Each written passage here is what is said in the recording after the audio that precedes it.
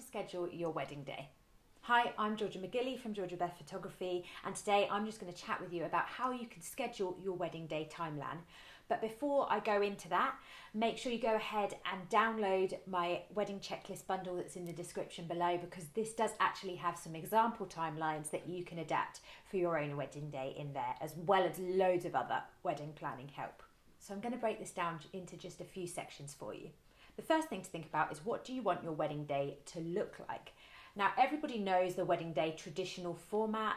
You'll have your ceremony, and then you might have photos afterwards, and then you've got a dinner or a drinks reception, then a dinner and speeches and cutting of the cake and a first dance and all those sorts of things. But that doesn't mean you have to stick to that. You don't have to stick to the traditional, but if you want to, you can as well. So these are the sorts of things you need to think about at the very beginning. Are you going to have an entertainer?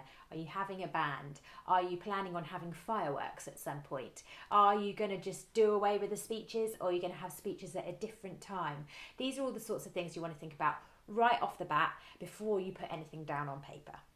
The next thing you want to think about is what photos you want to capture. You've got to remember that photography and videography are the main ways that you are going to remember your day. They're going to be the things that last the lifetime. So you want to make sure that you schedule in time within your day to make sure that those memories are captured.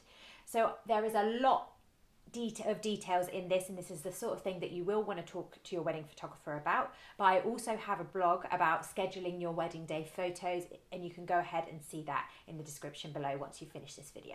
The next thing I want you to think about is consulting your suppliers. So make sure you have a discussion with each of your suppliers about how much time they need and at what point in the day. So people like your hair or makeup artists, they are going to have a specific way that they do things. They might be happy to work together at the same time, but also the makeup artist might want the hair done before she or he does the makeup. So you want to think about scheduling their time in so that they've got plenty of time in the morning. So the hairstylist might need an hour, and then the makeup artist would come for an hour after that. So make sure that you've got plenty of time for those. And I also advise just putting in a bit of buffer time either side of everything that you do, so that if people get stuck in traffic or for whatever reason or things are running a little bit late, it's not going to stress you out because you've put that extra time in place on purpose. The next thing to think about is travel times. This might be really obvious, but it is something to think about. If you're getting ready at one location, then having a ceremony at a different location, then having your reception at another location, you need to think about the travel times between those times.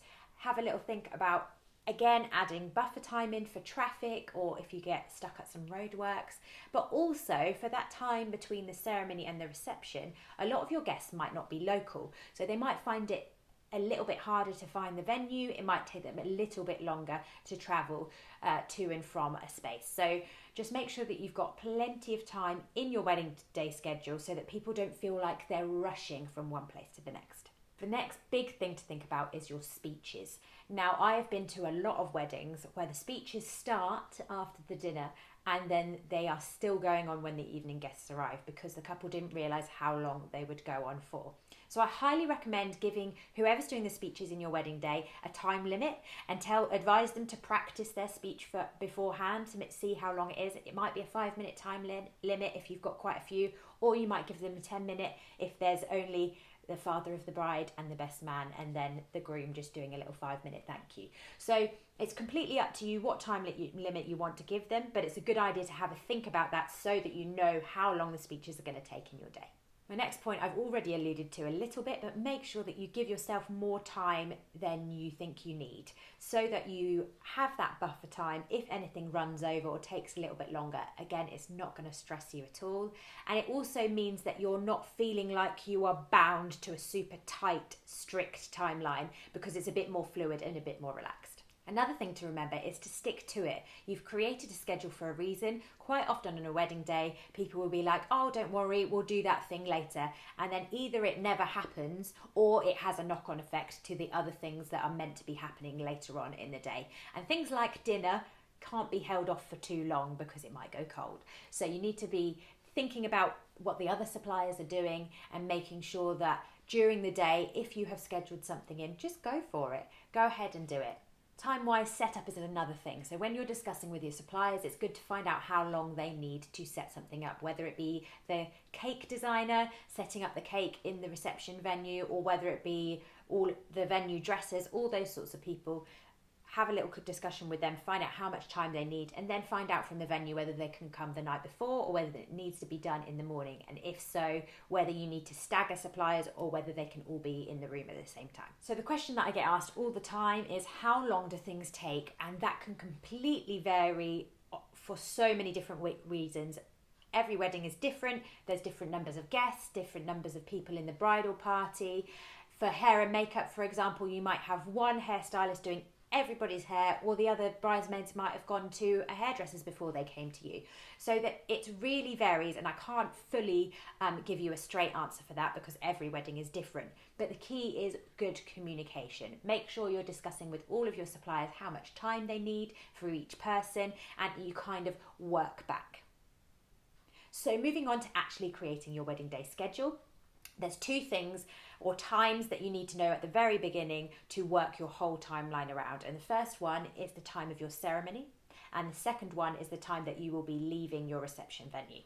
So for the ceremony time, it really helps with having this for preparing for your morning. I always recommend to my brides to work backwards. So if you are wanting your photographer to come, say 3 hours early, that's the sort of time that I recommend. You want your hair and your makeup to nearly be being finished at that point so that the photographer can take pictures of you finishing getting ready, having some champagne or whiskey with the lads or drinks with the girls, and having a chance to have all of those photos of everybody chatting, enjoying themselves, and then getting into their outfits, and then having some portraits before you have to travel to the ceremony venue. The next few things to find out or decide are, one, when golden hour is, and that's something you can Google. Just Google sunset on August the 22nd, 2023, and you'll find out what time the sun's meant to set. And then if you schedule to have some golden hour portraits about an hour before, then you're going to be able to have that beautiful golden sort of sunset light in your photos if you want those sort of photos.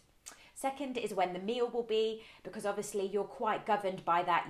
You don't want to be running super late for the dinner because obviously things will go cold and stuff, and the chef will have prepared it so that it's created for the time that you've got it planned.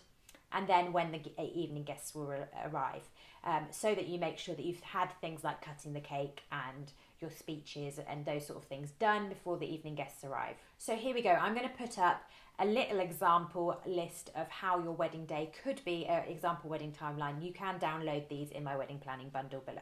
But have a little look and go through. There's some example times of when different things would happen. Obviously, if you have things like an entertainer or a kid's magician come in, you know, all these sorts of things, you also want to factor them in and decide at what point in the day are those things going to happen to. Hopefully this has given you plenty of food for thought. Make sure you go ahead and download that wedding planning checklist so that you can have those example timelines. Hit subscribe if you enjoyed this video so that you can see all the many wedding planning videos that I release, and go ahead and share this with any of your friends if they are helping you out scheduling your wedding day timeline. Thank you guys so much for watching, and remember, I'm always cheering you on.